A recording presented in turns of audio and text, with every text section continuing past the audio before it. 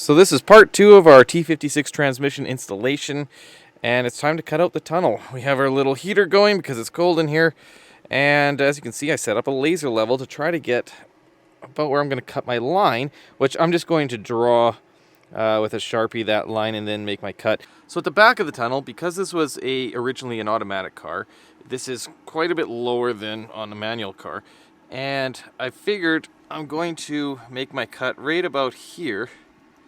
Oh, there we go.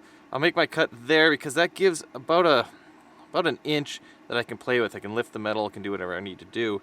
And then, as you can see, I got, you know, a little bit of play up there. And then we're gonna kind of go up that line or so and come across. So right at the front of the tunnel, right about, so I can see it, right about there, I have drilled a hole from the bottom so I can know where I'm going to make my cut around the hump, and then obviously we'll do the other side. So let's mark it out and then we can get on to cutting it out.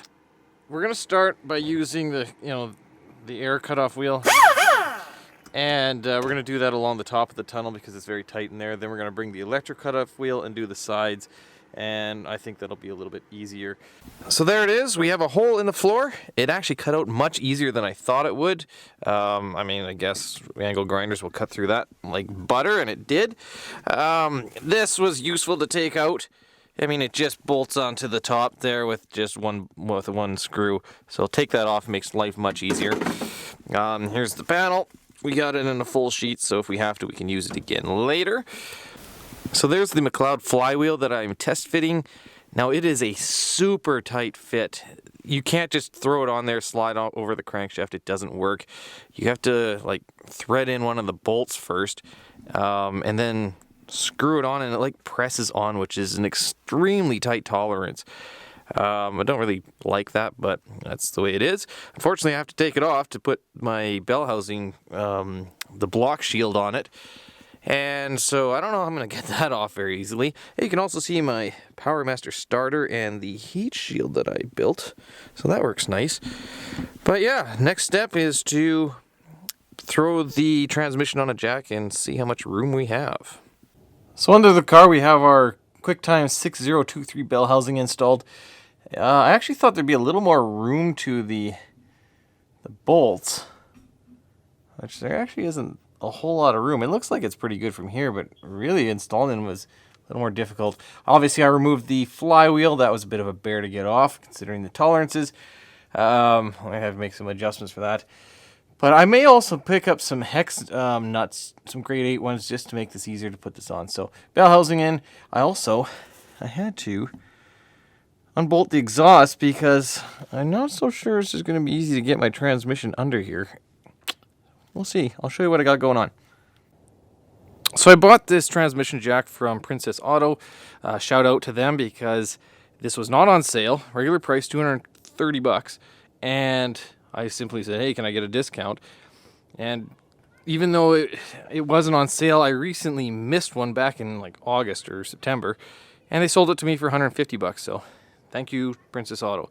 So one big problem I'm potentially going to have is the height from here to the bottom is much higher than I anticipated, and I'm not so sure I'm going to fit it under my car. So yeah, this will be interesting. So only one way to find out. Let's give it a shot. So as you can see, we have a dilemma where the shifter's too high. And yes, I could take the shifter off, but I just don't want to do that. I want to be able to figure out how to remove the transmission with everything still installed. So I think what we're going to do is see if we can find a higher point in the car to get the shifter under. So let's find out. Hey, we got it. So it wasn't easy. We had to jack up the car quite a bit, but we managed to do it. I'm concerned about this. I hope my tires don't have a vibration since these are my expensive freaking good tires. I hope that comes out. We'll see. So yeah, it's in. Now it's a matter of jacking it up into the hole there and lining it up just to see how we fit. So yeah, let's give that a go.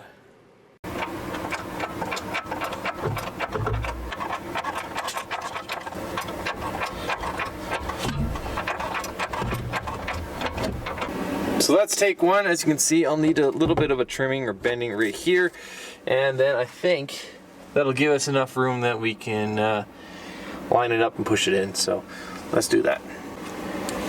So we bent this area right here just with a little body hammer, and let's see if that did the trick. We are home. We got the transmission in.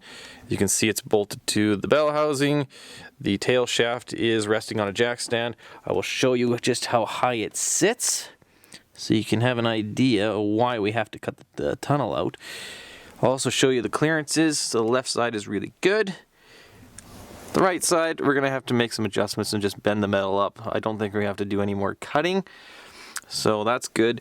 If you look down the center of it, you'll notice that the transmission appears to tilt towards the driver's side, and that is normal. I had to look it up, but yeah, it is normal. You can see the bolt orientation on the bell housing. So if you're in the same boat as I was in, don't be alarmed. It is okay. So I'm really happy to get the transmission mocked up. I'll be honest with you, the most satisfying part about getting to this stage is you end up sitting in the driver's seat and you start rolling through the gears, making engine noises, pretending that you're ripping up the street or the racetrack, whatever. I don't care who you are, we're all done it. So yeah, I'm excited to get it finished. And the next step is going to be measuring the driveline angles, measuring the drive shaft, and start planning for this tunnel, the sheet metal to go over there. So a lot of work to do, a lot of fun to do. So stay tuned, subscribe, and thanks for watching.